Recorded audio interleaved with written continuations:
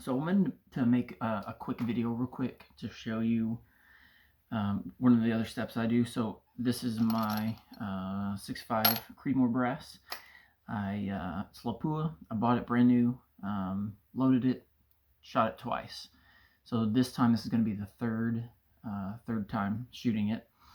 So I'm going to anneal the brass. I'm going to show you how I do it. So I've talked to a few people that are metallurgists. I don't know how you correctly say the word, and they said that this actually is probably perfect, but also just checks a couple things out. They have these machines where you can put your brass in, it drops it down, turns it, uses a blowtorch, same thing. And I've counted, watched several different videos, and it's somewhere between like 7 and 8 seconds. So the machines are, I would rather spend money on ammo than on the machines. And this bottle here is like, with the top, is like $4. So I was going to show you what I do real quick and kind of show you how effective it is. I've also been told that it's a good idea. Some people told me on certain pages that it's useless and it's not going to do anything. So the truth is, I don't really know. I don't have a whole lot to compare it to necessarily, except that I'm somewhere on my 308 brass. I'm somewhere between 15 firings on the same brass. So, and I usually do it. I'll shoot it 3 times. On the 4th time, I'll do this. So, you take it, leave it, leave some comments. Let me know what you guys think. See if it works for you, if you think it'll work or not. So just to be on the safe side, I would wear gloves, but basically I get a nice flame going, and I've tried a couple things. I've tried going slow, I've tried going fast. It seems to work kind of good if you go fast, but as soon as you get to that, right about that 7-8 second mark, it starts to get hot, and I just hold pretty much as far on the bottom of the rim as I can. But let's kind of count real quick. So 1, 2, 3, 4, 5, 6, 7, 8. So about 7 or 8 seconds. So this seems to work. This is a piece I already did. So you can see, that's actually not a good representation because the brass is a little bit dirty. I did clean it, but I let it sit for a little bit.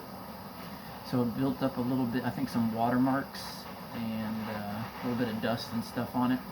But you can see, after right about that 6 second mark, you start getting that orange flame. And I did notice on the machines that do this, right before it dropped it, it started changing that flame, having that flame change just a little bit. And I was told by someone that's doing metal stuff that's where, I guess, brass has some other metals in it, and you're just starting to burn. The way he put it, you can think of as starting to burn some of that other metal, and that you want to stop just pretty much either right at that or right before you get to that. So and I could probably hold it for another maybe a second or two, but I definitely don't want to burn my fingers, so I'm not going to do that. But you can see, I don't know if you can see that in the video, but just watch real carefully right up in this area where it kind of starts to turn orange. So let's see if we can get that real quick. See, it just barely, there we go, starting to turn orange, and then it starts getting a little bit hot. Let me try that one more time, see if you guys can see that.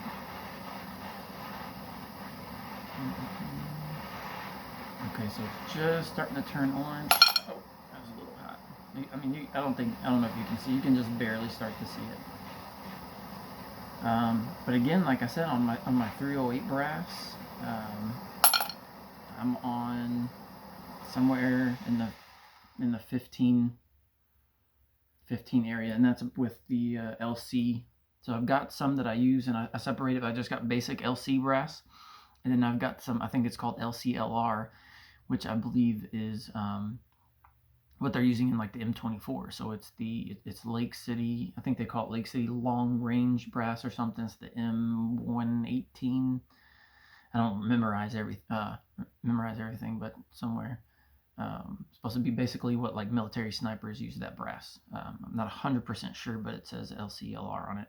Anyway, so let me know what you guys think about that. Give it a try, see if it works for you. If you've got one of those fancy machines, um, do a couple and compare them. Just let me know what you think. But anyway, that's how I've been annealing the brass. And let's see, this one's a pretty clean piece. So I've had people say, "Oh, that's not going to work. That's not going to do anything." Um, it seems to work okay. So give it a try. Let me know what you think. It's a way to save some money. Anytime I'm doing stuff, I try to think a way how I can do this as least expensive as possible, and put that money towards a better guns in the future, suppressors, more brass, more bullets, stuff like that. Anyway, let me know what you think. Thank you guys.